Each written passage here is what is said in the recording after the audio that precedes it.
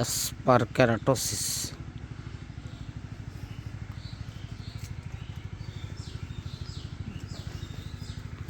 ঠিক আছে, দেখেছেন এগুলো নরম করে ফেলেছে।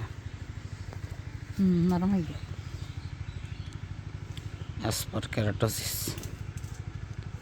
খুব কম, বিড়াল রোগে রোগ খুব কম হয় গরু ছাগলের। তা ভাই গরুটা হই পর্যন্ত ভাই না, এই আগে যা হয়েছে তো হয়েছে, কিন্তু এখন যে রোগটা হয়েছে গরুর, এটা মারাত্মক তো বটেই, আবার এটা খুব হয়ও খুব কম, দেখা যায় না, খুব কম। মনে করেন যদি কেউ 20-25 বছর ডাক্তারি করে, হয়তো সে 2 বা 3টি পেয়েছে এরম। আপনি কটা ফেলেন? আমি বেশ কয়েকটা পাইছি। আমি ধরেন দেউলি 2টো, 3টে, এটাতে 4টে পাইছি আমার 25 বছরে। 25 বছরে দেউলে এবার হয়েছে? দেউলি আমি কিন্তু 7-8 বছর আগে 2টো দেখেছি, সে 2টো ভালো হয়ে গেছিল। ওই যে দেউলি তো না, ওটা বকলি বলতে হবে, বকরি পাড়ই পাড়ায়।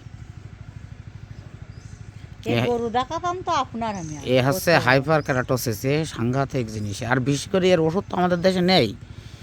এর যে ওষুধ, এই ওষুধ আমাদের দেশে নেই। এই জন্যই এই সবগুলো ওই একটা আমাদের দেশের না, তো যা দিচ্ছে একটা আমাদের দেশের না, বাইরের তা না, সব বাইরের।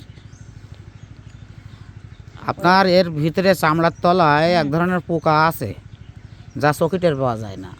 ওই পোকায়, হ্যাঁ, ওইটার নামই হচ্ছে মেন্স। ওইটার নাম হচ্ছে মেন্স, এই পোকাটার নাম।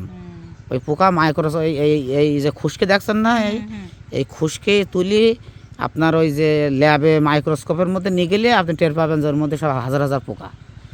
ওরা মনে করেন যে এই হাইপারকেরাটোসিস তৈরি করেছে। আর ওই যে পায়খানা না হচ্ছে না, ওর পেটের ভিতরেও এই চুলকানি, এই চর্মরোগ ওর সমস্ত শরীরেই ছড়াই পড়েছে, যার কারণে পিট মিট ডালা মারা একদম আরাম মাজা করে লম্বা করে কামড়ায়, পেটের ভিতরে কামড়ায়, ভাই কামড়ায়ও, পেটের ভিতরে যন্ত্রণা করে, বুঝতে পেরেছেন? একেবারে শেষ পর্যায়ে এসে তাই আপনারা মানে এর এখন সঠিক ট্রিটমেন্টটা হচ্ছে। রোগ নিরাপদ, আগে তো রোগ নির্ণয় করা, তারপর তো চিকিৎসা।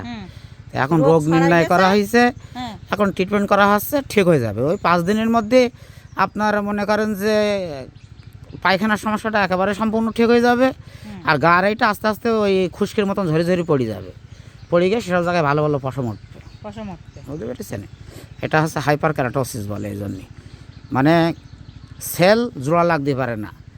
সেল শব্দের অর্থ চামড়া, বুঝতে পেরেছেন? বা চামড়ার যে কোষ থাকে, এই কোষ হচ্ছে সেল। দেখেছেন ওই ফেটে গেছে, দেখেছেন? জোড়া লাগতে পারছে না, একজনের সাথে আর একজন জোড়া লাগাতে পারছে না বলে তাই এটার নাম হয়েছে হাইপারকেরাটোসিস।